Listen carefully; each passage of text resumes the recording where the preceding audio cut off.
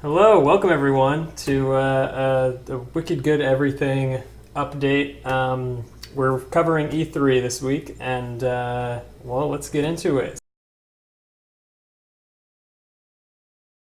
Today we're talking about Bethesda, which wrapped up the second day of E3 2018. 2 long days. 2 long days. There's been a lot of news. Bethesda specifically has released a ton of announcements. They have tons and tons of games. Mostly exciting. I'm pretty excited. Yeah. Also a little bit worrisome, but we'll get back to that. So let's get into it. All right. So what's first? So the first one that they actually announced was they started off with Rage 2. Rage 2 looks like quite a bit of fun. It looks like quite a mixture between Mad Max and Titanfall. But it looks like quite a fun game. It looks like it'll be quite enjoyable and a pretty average shooter set in that post-apocalyptic feel that they like. But it seems like it'll be a lot of fun.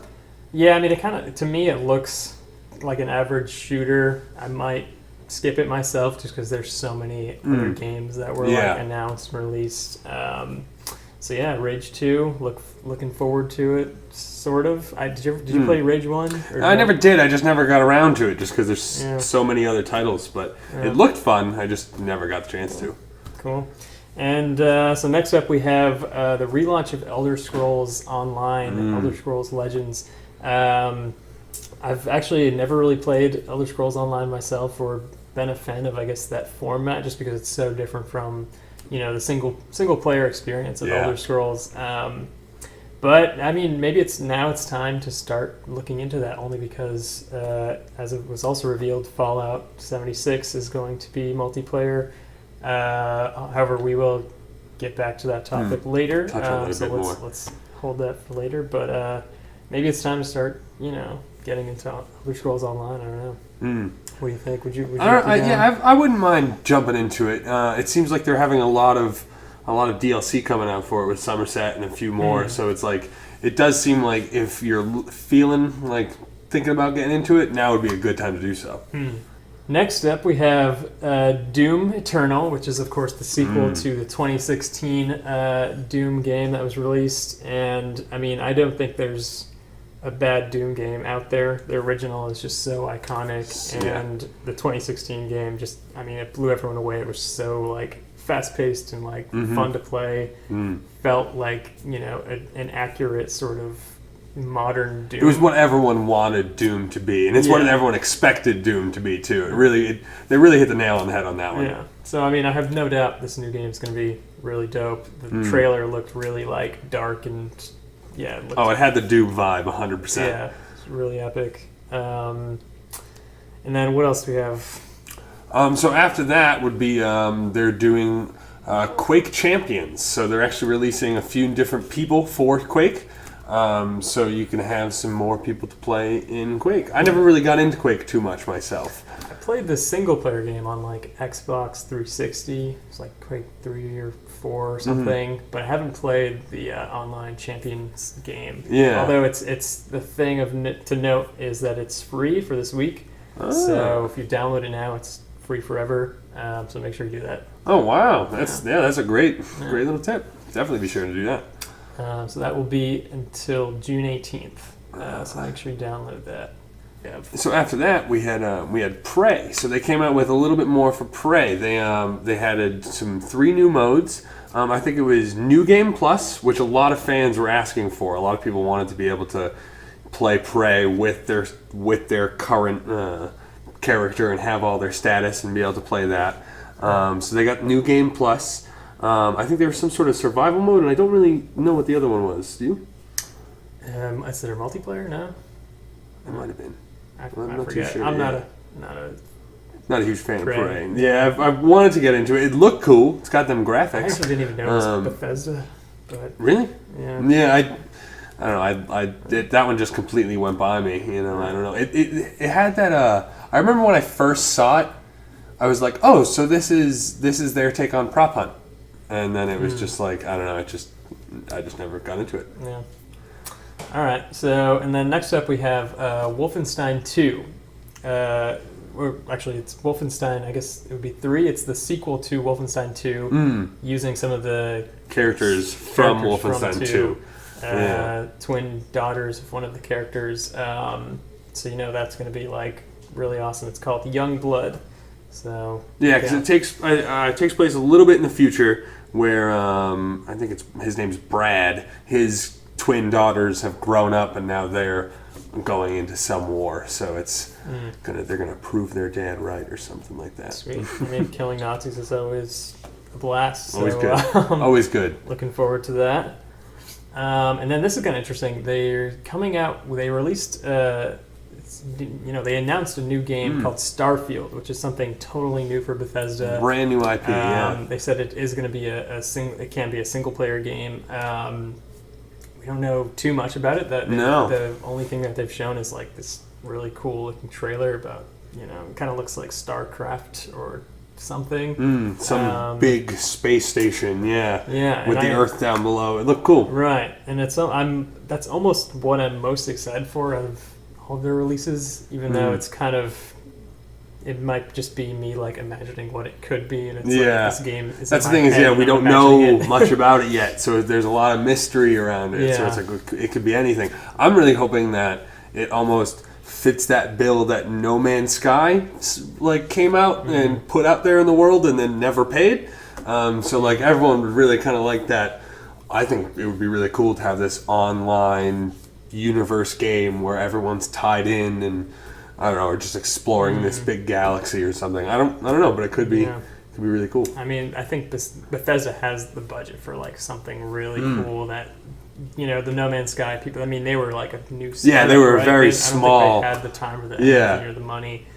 But Bethesda's so massive, like they have that money. They could pay that bill, so it could be really good. Cool. Very good. And then so that leads us to Fallout 76, an entirely new chapter in the Fallout universe. It's an online game, so I mean that's something totally new for Fallout. Yeah, they haven't done any online games. Yeah, well, so it's going to be an online, but of course there will be single player because everybody needs that in a or in a Fallout game, because it's just every person who plays Fallout, every Fallout fan is a Fallout fan for that single player experience, for that ability to go out and explore and just get that experience. But you've never really been able to do it with anyone else. It's always just been a solo experience that you then go and talk to your other Fallout fan friend, and you'd have like, oh yeah, I remember going to that same place too, but you never got to do it with someone. But now you'll have that availability. They're going to run dedicated servers for the game, where they'll be able to have 12 to 24 different people on a server at a time. And you can team up with up to 4 or 3 other people. So you can have teams of 4. So you can run around in the wastes with 3 of your friends. And you can encounter other people in the wastes that will be real online people. There was backlash online as far as when they revealed that it's all online and it's not like the classic Fallout games, and people were sort of upset that they couldn't just pop this disc into their console and play it. I mean, what do you think? Are you on that same page? Kind of, because I kind of live in a remote location, so I don't really have the greatest internet connection. So I'm a little skeptical on that note if it is truly 100% online, because I've heard that I've heard the opposite, where you can still play it online. It isn't. You don't need to be on a server to play. Just being on a server allows the availability to have other people in the world. So I think that's still kind of open for interpretation, because it was only a week ago everyone thought it was going to be like Rust. So I think there's still a lot of questions that need to be answered, really, because about a week ago everyone was like, oh, there's going to be no story mode, there's going to be no anything, it's just going to be a battle royale game, so I think a lot of people are. Well, hopefully it's not a battle royale game. Oh yeah, no, I definitely don't think it's that, thankfully, but there was talk of it for a while, so yeah, I think seems to be the I think trend. there's a lot to see what can happen. Yeah, and so as a bonus, Bethesda also released very, very quickly a snippet of Elder Scrolls 6. It was revealed. They had this like just a tiny bit shot, and it was like, holy fuck. And I did not expect that at all. I did not expect them to release and to add another chapter. I mean, granted, they have been kind of riding Skyrim's coattails for a while now, so I think it is time that they throw another one in that bucket. I knew they were going to. To me, it was a matter of like, it was going to be in 5 years, maybe even like 10 years, just because it takes so long to develop a massive game like that. So the interesting thing to think about is, though, that basically the modding community has been independently, developing their own world. They're trying to basically consolidate all of these mods and make the entire continent that Elder Scrolls takes place in, and just, I mean, they already have Bruma, essentially. They're building like a new Morrowind that takes place in the same timeline. I do wonder how this, like, how Elder Scrolls 6 is going to affect that, and if it's going to fuck anything up for them, or... I think it'll probably draw heavily from that. I think they will use a lot of that for inspiration. I think because Bethesda's usually pretty good about listening to their community and looking at what they want or what they've put out there. So I think they'll probably take that and draw from that to really like get a lot of inspiration. So I think a lot of the modders should hopefully be happy if they play the game and they see something in there that's could resemble something that them and their creators had. Yeah, and it'd be great if Bethesda themselves were working on like a part of the continent that they knew wasn't being developed for the modders. I don't know how closely they even follow that. Yeah, or how that relationship even approve of it. True. But the modders, I mean, they're really solid. I mean, I think a lot of these guys and girls, they're building this world in order to almost like use it on their resume to get a job at like a studio, or I mean, even some of the artists who just work on the music and such. It's really impressive. It's, I think, on par with a lot of it. Even voice actors, it's like on every front, the mods are like almost just as good as the real games. But anyway, it'll be interesting. Check some of them out. Yeah. Oh yeah, for sure. And then they also released one more little snippet along with that, and that would be Elder Scrolls Blades, which is going to be is going to be a game coming out relatively soon, I believe, and it's going to be almost on every platform from mobile to PC to console, and it's going to be a completely new experience designed around mobile as well as VR, I believe it was. So it's going to have that like very similar like kind of teleport to touch around to move around, but that's common in mobile games, and that's also common in VR games. And I guess what they're trying to do is try to have it so you could be playing on your phone and somehow interact and get into a battle with someone who's at their house, like playing in VR on their computer. So it would be really interesting to see how that works. To see how someone playing on their phone versus someone at home on VR. I think that could be really interesting. Yeah, it's really nuts. I mean, when they showed that, I mean, even Todd Howard was like saying how good it looks, and you can just see that it looks like better than Xbox 360 in a way. Yeah, it was like on par with console graphics. Like, obviously, I remember Game Boy and all that, and it's like, this is like a dream come true. It's like, the kid's dream of like, oh my god, a real game. Yeah. Just play anywhere. I don't know. Did they announce if it's going to be on the Switch? I think they did. Yeah, I think they did. Sweet. Yeah. So that'll be really amazing.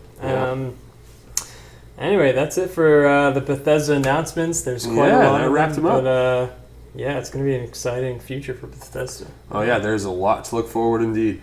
Yeah, I think the main thing I realized is how massive they are. They're like, I feel like they're one of the biggest companies. It's just like they have their feet in so many different, Yeah, they have a lot going on. They have a lot. Their roots go deep and they go wide. They go a lot wide. Every year they get further out. Yeah. So it's like they're only going to keep getting bigger. Yeah.